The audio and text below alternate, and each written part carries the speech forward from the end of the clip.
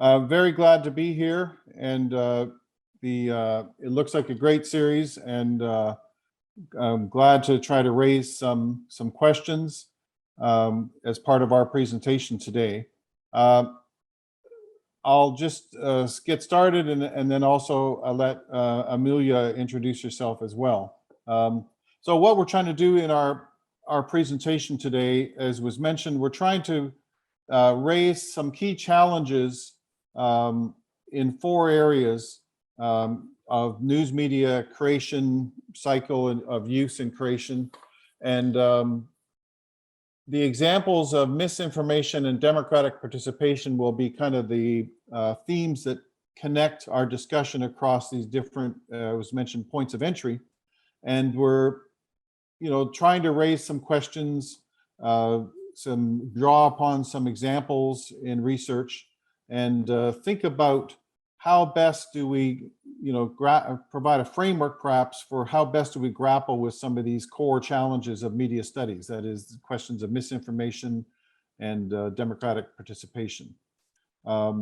We've narrowed our discussion and examples primarily to nonfiction and thinking about news media and non-fictional rather than entertainment forms of media.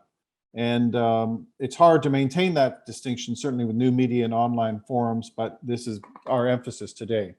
So just to talk a bit about my background, and then I'll ask Amoolya to introduce kind of her professional and scholarly background. I studied international politics in my schoolwork, and then, as was mentioned, I did a postdoc in India looking at India's communications policies in the late 80s, early 90s. And I was certainly influenced by focus on governance and technology and industry in terms of understanding some of these issues. So I'm not coming from a traditional media studies background. And so I see you have Vincent Mosco as one of your speakers. I was privileged to have him on my dissertation committee as an external member. So I got to know him early on in the 1980s, and then as a colleague when I was at Carleton for a little bit in the 1990s. So he's just such a great supportive figure in addition to being a great author. I'll let Amoolya introduce yourself a little bit and kind of your background and interests, and then we'll go on with the rest of the presentation.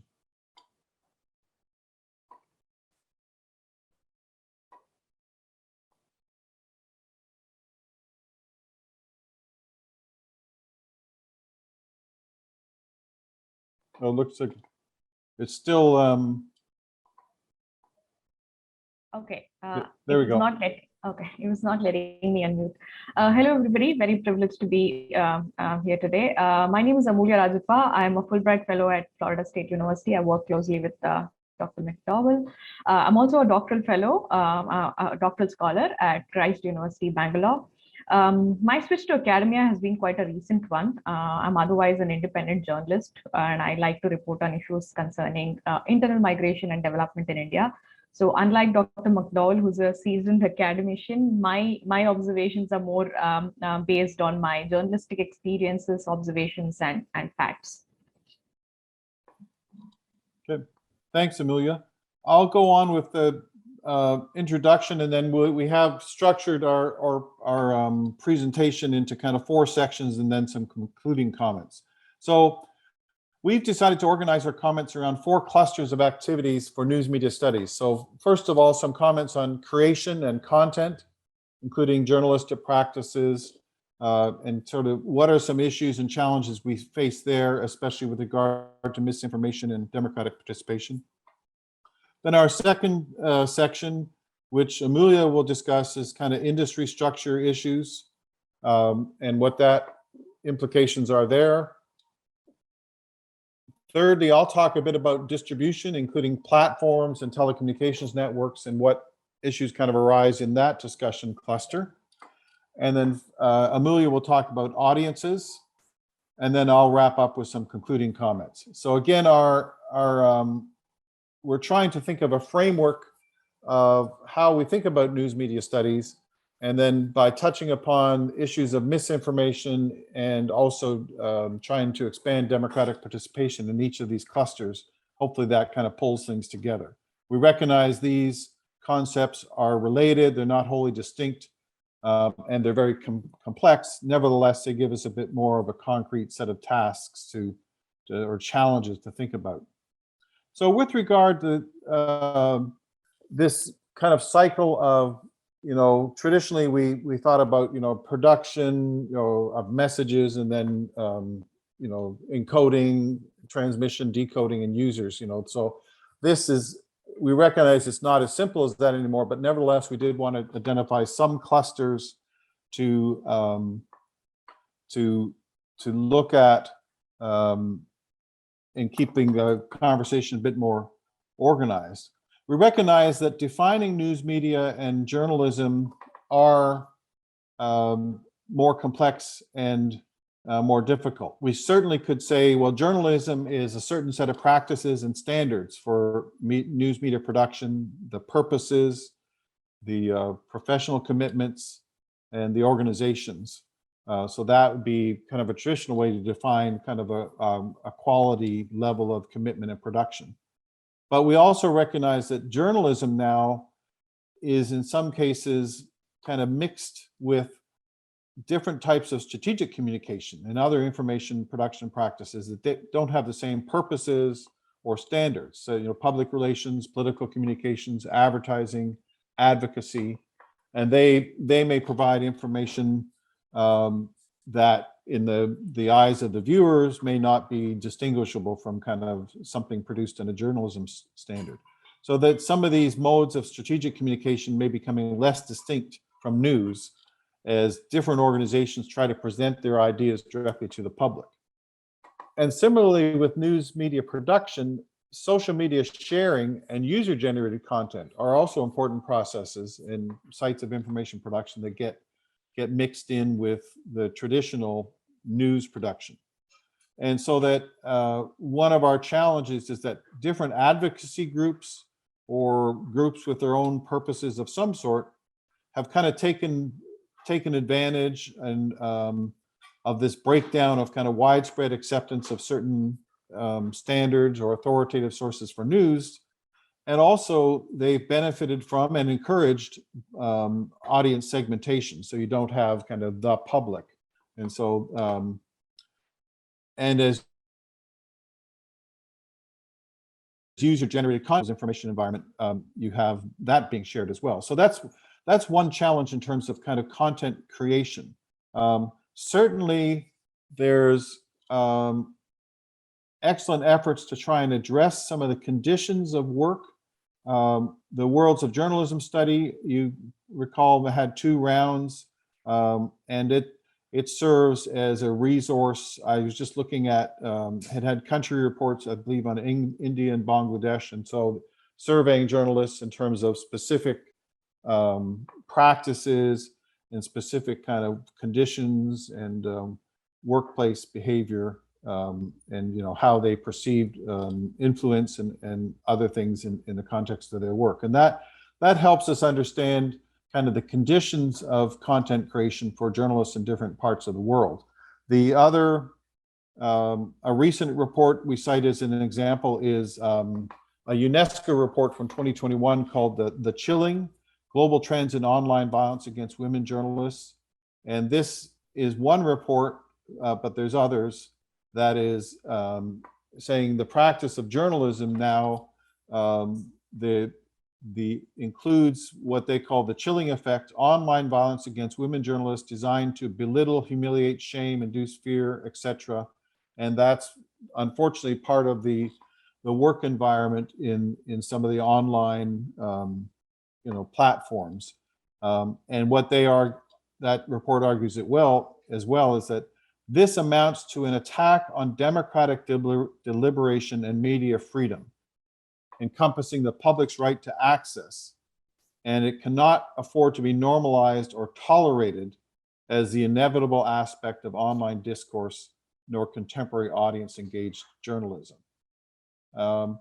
Another example I'll just cite briefly is Pakistan introduced over the last year, just kind of the end of 2021 and early 2022, it's still working its way through the UN system, is a resolution on countering disinformation for the promotion and protection of human rights and fundamental freedoms. And so that's been introduced, and this challenge of misinformation is also being dealt with in other UN bodies. So the first challenge then in this cluster is that we certainly see misinformation and disinformation as kind of a key problem of news and information at the present time.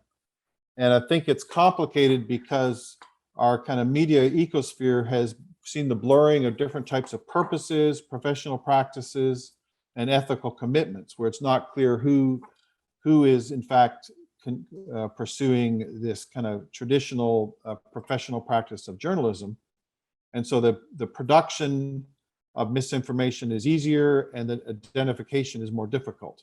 And so we also argue that misinformation is not just in the content creation process, it's also part of other steps we outline in the process.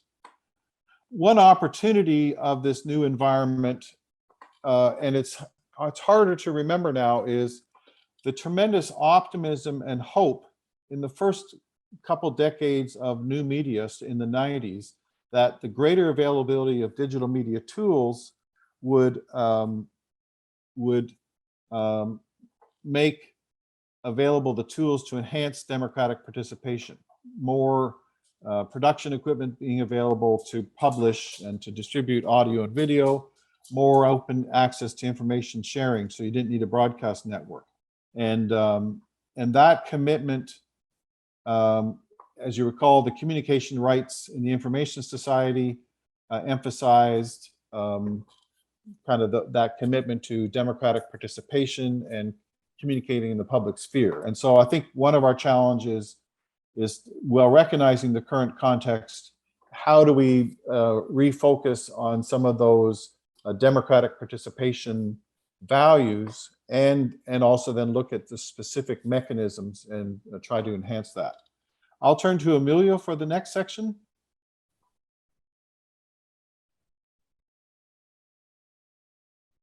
Sure. Thank you, Dr. McDowell. Speaking of industry structure, it mainly boils down to, when we were having the discussions, we thought, we should kind of narrow it down to the concepts of concentration of media ownership, also known as media consolidation, media convergence. That's what it has come to be known as in today's times.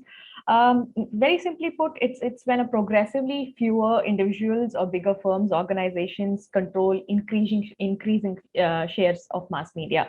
So world over, we have evidence to say that contemporary research at least demonstrates that this is a dangerous trend when media industries are highly concentrated, and this is not just in one country or two countries, but we are seeing this trend across different countries.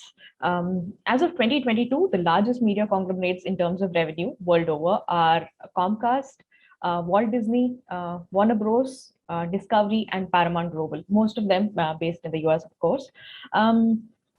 Just to give a brief idea about the current landscape and recent developments, I mean, I'll speak mostly on behalf of India and US. All my journalistic work has been based in India, and I've lived in US for a while now. The current landscape of corporate media ownership in the United States can at least be described as an oligopoly. In television, the vast majority of broadcast and basic cable networks, which is, I think, over 100 channels, are owned and controlled by just 9 corporations, if I'm not wrong. You can pretty much say the same about India's mediascape, analyzing how at least things have changed drastically over the last decade. As of 2018, I mean, just to understand the scale of what we are talking about in India, there are 1 lakh publications registered with the Register of Newspapers. 36,000 of them, this is baffling, weekly magazines alone, 550 FM stations, 880 satellite TV channels, out of which 380 claim to just broadcast news and current affairs exclusively. And then the online turf is even more competitive. I mean, we have these legacy media outlets also owning a digital outlet, and there are these exclusively digital born websites as well. So the online turf even more gets competitive. So that's just to understand the scale of the media system in India. The Media Ownership Monitor, it analyzed 58 leading media outlets with the largest audience shares in India. And its research findings are quite fascinating. It found out that the country's print media market is highly concentrated, especially the Hindi language market, which of course is quite bigger than the English legacy press. Their findings also showed that in many market segments, in many vernacular market segments, including Bengali, Oriya, Punjabi, Kannada, Gujarati, Urdu, Marathi, and Assamese, the respective top two newspapers concentrate more than half of the readership shares or more in some sectors. That's print. In radio, obviously, All India Radio has a nationwide monopoly on radio news, also because FM radio channels are barred from producing news. Lack of transparency and availability of data kind of complicate how we explain the ownership scenario in TV news. A lot of data is just not available, and obviously the monitoring agencies are also very few. So there's huge lack of data access and availability, both of data in terms of how we understand ownership in TV news. But we know that a bulk of it is owned by Reliance Industries Network 18 group. So very quickly, what does all this translate to? I think the biggest casualty is undoubtedly media integrity. Media houses then become more resilient to institutional corruption within the media system. There is a risk of these media institutions serving a political or business clientele than voicing out the concerns of poor or the oppressed. Then there's this risk of under media integrity, of course. There's a huge risk of commercialization of newsrooms, which we've been observing over the past few years. I think in India, at least, the Times of India was the first one which openly advertised the position of a brand manager. Like, so how mainstream English daily goes on to advertise the position of a brand manager. But we're seeing this across platforms these days. So the greater push is on content creation, market penetration, targeted advertising. So how has all this been possible? That's mostly because the digital outlets of these mainstream media platforms have been it has enabled easily to track consumer preferences and then give a business model push to the functioning of media houses. Secondly, media pluralism is threatened after media integrity. Obviously, a high concentration of media market, it kind of reduces the plurality of political, cultural, and social points of view. So, and I think when we say media pluralism, it's one of its main concerns is concentration of media ownership. But I think it's an umbrella term to include a lot more significant parameters. So, media pluralism also advocates for merger control rules that enable kind of greater editorial freedom. Law in India does not regulate cross-media concentration, which is why I think we have seen a lot of problems when it comes to ownership and concentration of media. At least unlike in United Kingdom, France, European countries, and even Canada, I mean, they have laws to regulate cross-media concentration. The working conditions of journalists is also advocated by media pluralism. It stresses on it. But I think India currently ranks a dismal 140, if I'm not wrong, out of 180 countries in the RSF list of World Press Freedom Index. We've also been seeing increased threats against journalists who are, very critical of the government. The relationship between media and politics is also under media pluralism. At least in India, it's not uncommon to see, politicians owning bigger media channels. Lastly, boiling down to what are the challenges? I mean, we've seen, what are the stats? What's the current media landscape like? What does it translate to? Challenges, personally speaking, I'm worried about less money going into original professional news production that is both responsible and inclusive, of minority voices. So we need to focus on doing more competent research in these areas. That's the greater challenge. As business conglomerates enter media, there's very less originality of of news content. Opportunities. Technology and market developments have also enabled, opportunities for diverse voices to emerge on digital platforms. The beauty of digital platforms is that neither they are costly nor cumbersome. So, obviously, I mean, the internet penetration in India is like close to 54%. So, a bulk of India has still not used internet for the first time in their life. So we are talking about technological affordances, internet penetration in rural areas, digital literacy levels. I mean, all these complicate, like if people still have access to fair and unbiased news, but there's hope. I mean, pessimism is not an option. But I conclude by sharing my personal experience of reporting on, minority tribes, their vocations, and migratory patterns for digital platforms. So I've written about Soliga tribe in Karnataka, who were the first tribe, to win legal rights for living inside the core area of a tiger reserve. The diminishing art of Lambani embroidery in Karnataka, the Helava tribe, who are one of the most distinct tribes I think in all across India, who earn a living by recording ancestral genealogies. I have even written about Girmityas, recording how Girmitya laborers heralded one of India's earliest recorded, large scale labor movements. So again, I mean, are digital platforms interested to publish these kind of these things? Depends. I mean, not all of them are, but at least, they outsource it from people who produce such content. So the advantages of such content is they have longer shelf life. There's people can read it anytime, and there's no limit on, like the kind of audiences it reaches. So there's still hope in terms of, the kind of good stories we can produce, but then media ownership is a matter of concern for sure. And we have discussed the challenges and opportunities. Over to Dr. McDowell to discuss distribution issues. Good. Thank you, Amoolya. And so our third cluster of questions is around more of the technologies, networks, and platforms available that make news content available to people and to groups. And so certainly distribution is shaped by the investments in specific technologies, the availability, the configuration of service platforms, and also the devices that people use. And so that's what we try to highlight into this category of discussion. And also, we want to note that some of what we consider to be distribution is now actually audience members choosing to share and repost.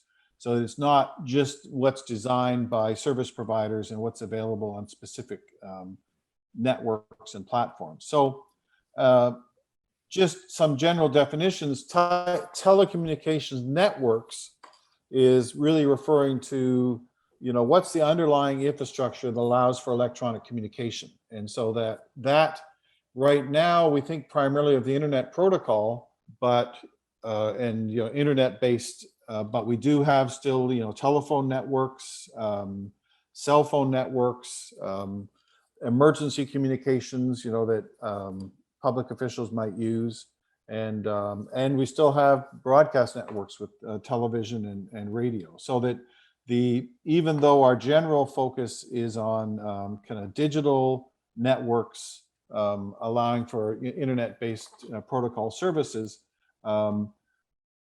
telecommunications is still a really important kind of foundational point. And those network investments do shape the geographic availability of services over space and time, such as urban and rural areas, and also interacting with industry investments, the economic and technical terms and conditions of services. So this is really a challenge for access and inclusion if we're going to think about who has access to news and information. On the platform side, this is an area I think that I deal with.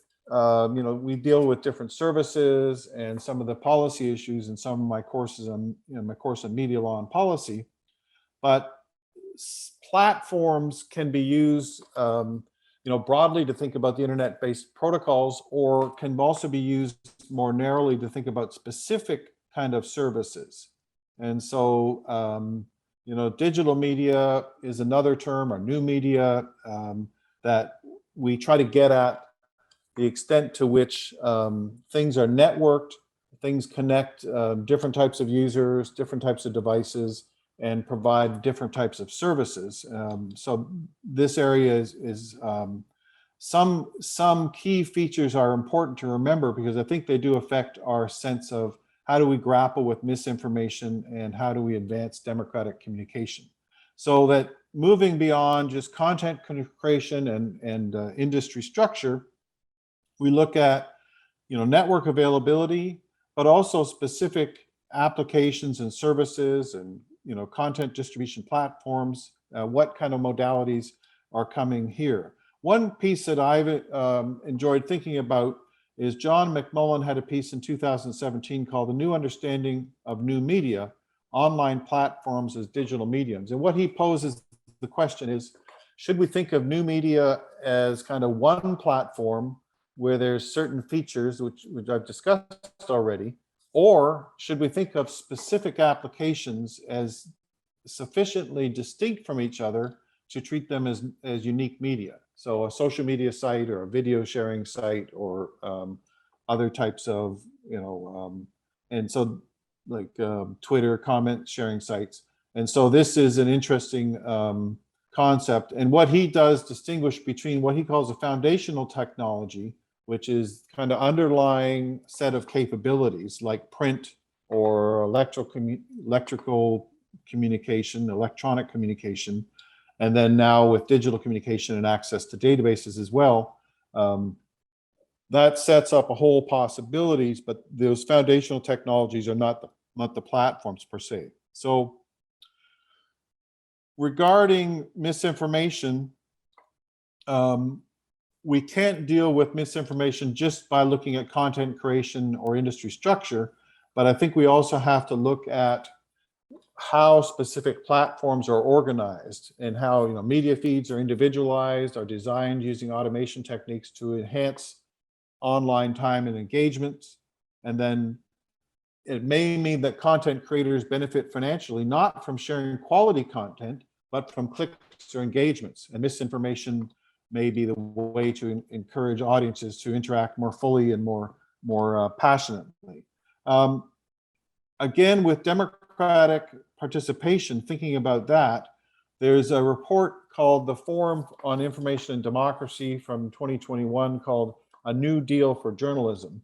And I like that in that it says we're looking at efforts by democratic governments and media organizations and digital stakeholders to function, that they are trying to strengthen the exercise of journalistic freedom and responsibility and strengthen the social function of a trusted third party. So they are trying to advance that sense of journalism as having a unique contribution. I'll just give another quote. The potential for deepfake manipulation, disinformation on a worldwide scale, the spread of rumors and claptrap has reached an unprecedented level, creating an emergency for democracy and human rights. So they really connect misinformation and democracy. A secondary effect of the COVID epidemic has been to help infodemics and also to undermine the best vaccine against disinformation, which is journalism. I'll go back now to Amoolya to talk about audiences. Thank you, Dr. McDowell. When we say users or audiences, we're mostly focusing on audiences and their access to and users of news information. I'd like to state a few facts and findings here in the first place to kind of reiterate recent developments in terms of access and use of news media across the world, mostly again, US and India. According to a Pew Research Center survey conducted in, I think, in between later August and early September of 2020, more than 8 in 10 US adults get news from digital sources, digital devices, I mean. So it's not 5, it's not 6, it's 8. It's 8 out of 10. And according to Reuters Institute India Digital News Report 2019, this exclusively looked at some Indian scenario, and I quote from their executive summary here.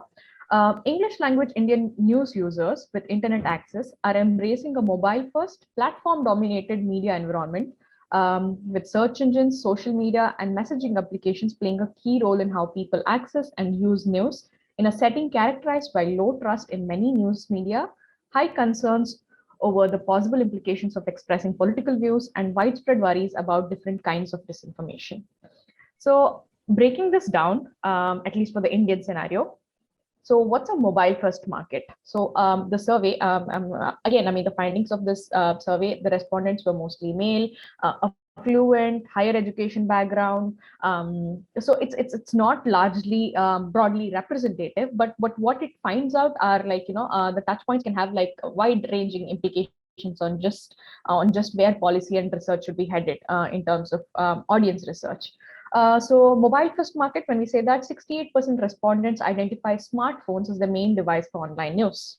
And these figures are higher in India compared to other developing markets like Brazil or Turkey. A platform dominated market, what does that mean? So there is varied forms of distribution discovery as their main way of accessing news online. So 32% of them depended on search engines, 24% of them got news from social media platforms, and only 18% of them actually had direct access, in the main way of getting news online. So overall, also the findings found out that respondents had low trust in overall news that they were consuming, which is just 36%. And looking into future, I mean, it concluded that significant number of their respondents said expressed an appetite for more news, more personalized news alerts, more online news videos. They were even willing to donate to support news organizations and pay for responsible news in future. Um, like again, like I said, it's very broadly representative, but the implications are wide. The same report, which came out in 2020, I think they took a break because of the pandemic. 2021 report, the India specific findings told the pandemic had slowed down legacy media outlets. Obviously, we all saw the implications in India. There was a bloodbath of journalists being fired, lower salaries. So the legacy media definitely slowed down, but TV still remained most popular among mediums for news consumption. And the other finding was also that India is emerging as one of the strongest mobile focused markets in their global survey, with 73% accessing news through smartphones, 600 million active internet users, many of them using it again through mobile phones. Last fact, it's a Statista report very recently released last year, March 2021. In the year 2020, the number of times news and magazine apps were downloaded across India spiked to over 300 million, indicating a 12% increment. Again, why did I quote all these quotes?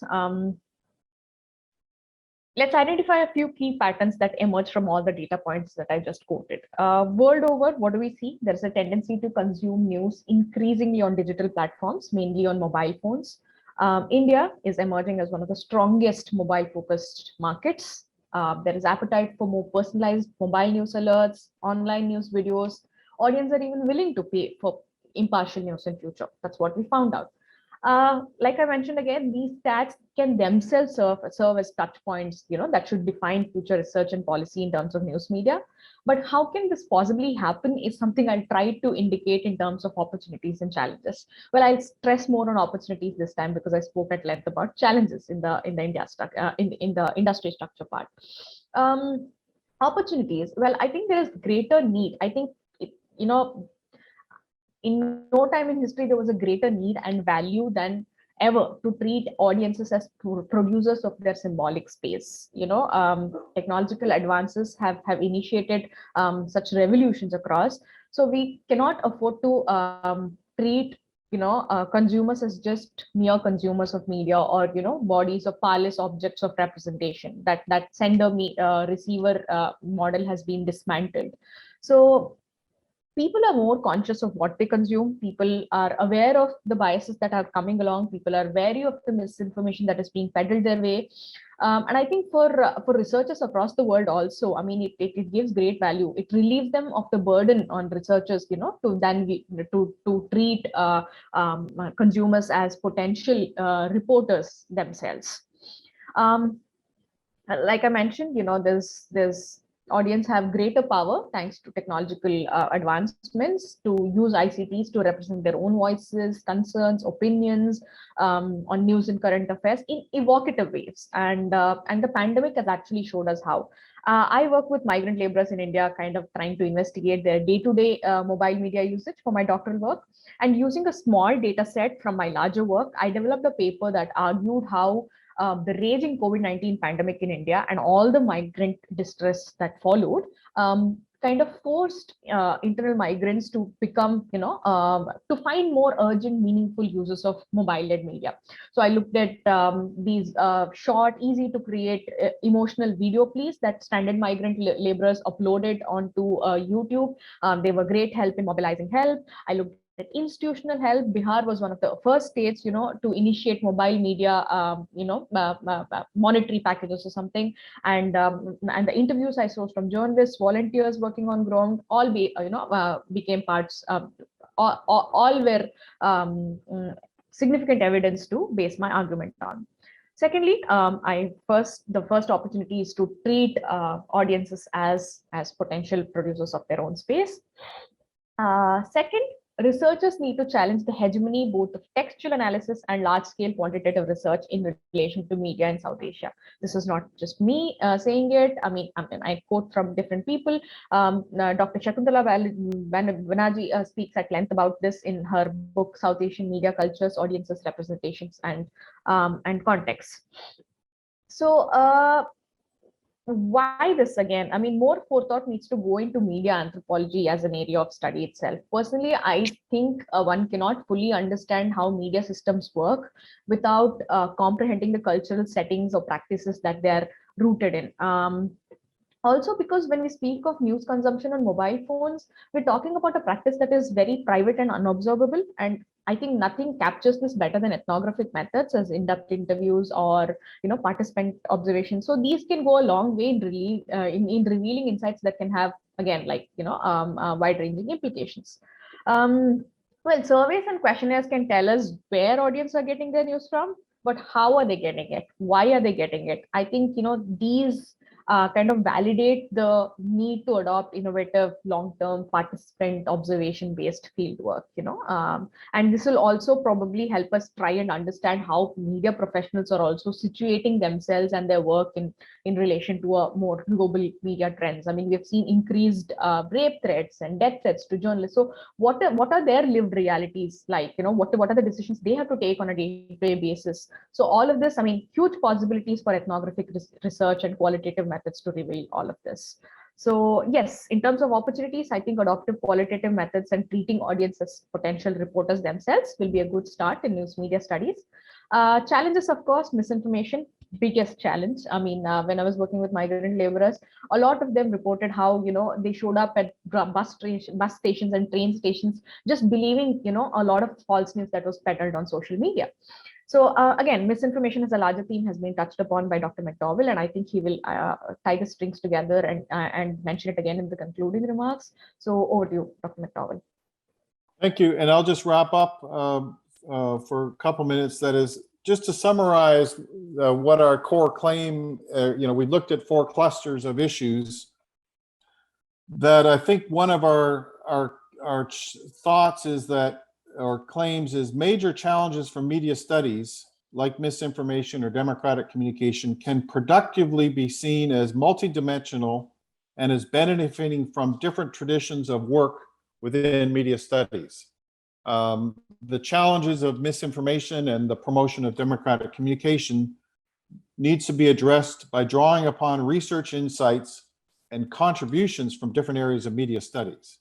And we gain important insights by looking, for instance, as we've done here, at different parts of the problem. This isn't a unique argument, the idea that we need more holistic or multidimensional perspectives. I quote Vincent Mosco in 2009 overview of political economy of communication. He talks even about political economy of communication. That is, one definition is, in the narrow sense, political economy is study of social relations, power relations that mutually constitute the production, distribution, and consumption of resources. So that's got that cycle in there, including communication resources, he said. And he also mentions a more ambitious definition is the study of control and survival in social life. One local example, Jamia Millia Islamia, I looked at the mission statement of the Center for Culture, Media, and Governance, and it mentions frameworks of media governance, anatomies of media cultures, and ecologies of media landscapes. Again, kind of a multi-perspectival approach.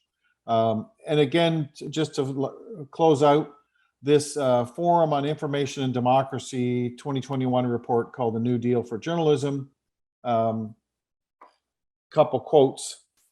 In the information chaos of the globalized digital public domain, the New Deal for journalism consists of linking together various points that up to now have been separate: how the market is organized, the technological environment, and the work of journalists with its working practice and ethics.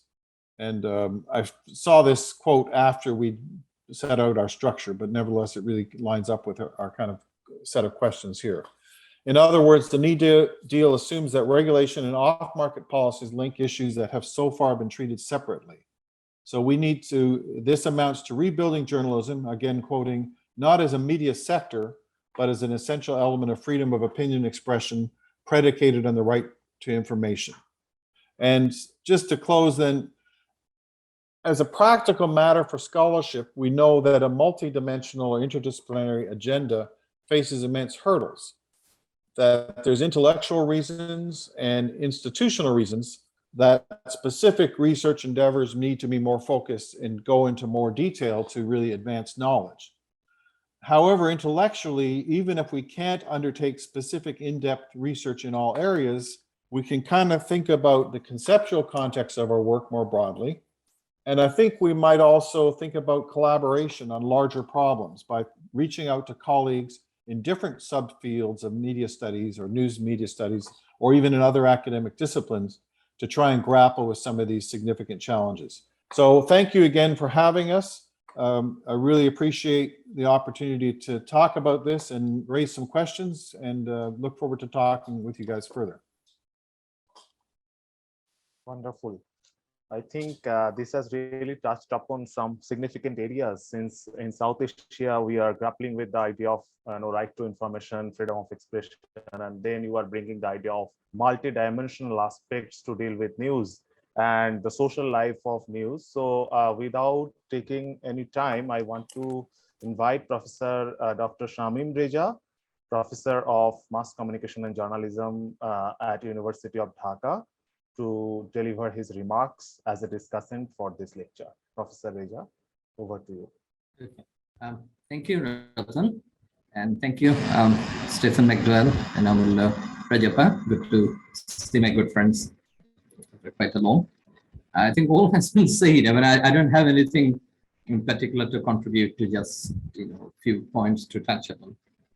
I mean, as we are talking about finding new approaches to news media studies, I think the big question that comes to my mind is where to draw the line between the way we look at the traditional or the legacy media and the so-called new media or the new digital platforms. I mean, should we still be using the same lenses, same structure, same perspective that we did, with our traditional media, in which news actually, produced, circulated for many decades? Or should we have a complete new set of rules, or new the structure or framework to analyze the new media or the platforms, or we should have a mixed approach? I think that's very important to settle, because every time we're discussing, so you start with discussing the new media, the possibilities, the participation, the technology, the distribution. But in conclusion, we again come back to the traditional ideas of, all this ethnography, all this people's participation. We can't get away from the traditional discussions of media studies or the study of politics, study of policy. So I think there should be a broad-based discussion as to where to draw the line. So we should really have a kind of mixed approach to look at both the opportunities and challenges to the future of news media studies. And very quickly, my the key points on my take from both McDowell and Amoolya's presentation is that to start with, of course, we need some kind of new approaches, in order for us to understand the future of news media studies. That's one. And then participation is very important, obviously. I mean, this is something that is missing in terms of technology, in terms of law, in terms of a sphere, in terms of the overall environment. I mean, if you take examples of this part of the global south, in South Asia, I mean, Amoolya has focused on India, but the situation is more or less same in Bangladesh, in Nepal, in Sri Lanka, or in Pakistan. Unfortunately, the way we get some important data from Indian context, I mean, we don't see, this kind of data which can be discussed at international level from Bangladesh or from Nepal or from Sri Lanka, not even in a greater sense from Pakistan, and let alone about Afghanistan at the moment. So this really takes me to the last point, that we need more regional studies. Even, for example, if I take these four key elements that Stephen and Amoolya is proposing, like the democratic participation, disinformation, the technology infrastructure, distribution, and audiences. So we should have more regional information. I mean, more, some more. I'm not talking about the quantitative only, but also the qualitative information from other parts of the global south. It could be from Bangladesh, from Southeast Asia, from any other region, so that we can really support our arguments. And I mean, this will really help us to reach, and to find out the new analytical tools and new framework to understand the opportunities and future of news media studies. Then we must look at the policy aspects. I mean, this has been an outstanding issue in many parts of the global south. I mean, even if you take the example of the traditional media, which is going towards convergence, obviously. So if I give you an example in Bangladesh, in terms of the ownership, it's very interesting. The model is like this. If you have got a television station, you have a radio station as well. You have a couple of newspapers. You have a Bengali newspaper, then you have an English newspaper. You have other media outlets. So the model is that you will have like 5 or 6 types of, some kind of media station, both the traditional media, the legacy media, and the new media. So the concentration is not as big as it is in India, but it's taking shape as the economy is growing. The concentration of the media ownership patterns are more or less, going to be the same as in India today. So the policy aspect, which has become very critical these days. For example, there is a law here called Digital Security Act, which has all, the very outstanding process can really put obstacle to your democratic participation in the new media or in the new media platforms, or let's say the digital platform. There is ICT law. When McDowell is taking, it has, of course, something to do with the technology policy or with the telecommunications yet. But we are not discussing a lot about the infrastructure, the policies, and the distribution of ICTs or the digital policies. We have started hearing that the government is planning to do something to control, like OTT or any other new platforms or new entertainment industry. So they've been trying to control that. There is another law called online mass media policy. So just imagine if you take an example of it's an individual trying to encourage or trying to enhance his democratic participation in terms of having an online television channel or a small radio station or a news, whatever, informally, a news platform. It's quite difficult for him or her, to survive financially and to comply with the legal system. So one of the areas when you're talking about the technology infrastructure, we should also look at this policy approaches and also the laws that really affecting it directly, not indirectly. In fact, it's affecting it directly.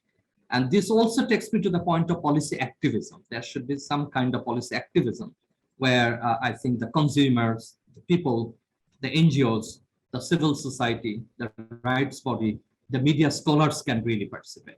So on the one hand, we should look at the policy aspect, the telecommunications policy, the technology policy, the new media policy, or whatever, the digital technology policy. At the same time, we should have some research on the policy activism where, the greater participation can be encouraged or can be looked into. And then there is a lack of audience research. That is truly lack of audience research. I mean, both if I say, there are researches available, I mean, done by the marketing companies, than the television companies. Like in Bangladesh, you find SN Nielsen's demographic data. You can find national survey. You can find other commercial data. But we don't get any like ethnographic experience or media research kind of based on media research from the scholars, from media and communication research bodies that can give you a clear picture of, the consumption, the audience situation, how it is done, where it is done, in what manner. I mean, that's what Amoolya and McDowell are talking about. I mean, to understand the consumption patterns, to understand the democratic participation. So one of the focuses should be on audience research. And as I said before, there should more, cross-regional research collaboration in order for us to support the parameters of the framework that Stephen and Amoolya has proposed. Yep, McDonald, I think rest was quite detailed, quite researched, so I don't have anything else to add to this. So I'll stop here and then listen to other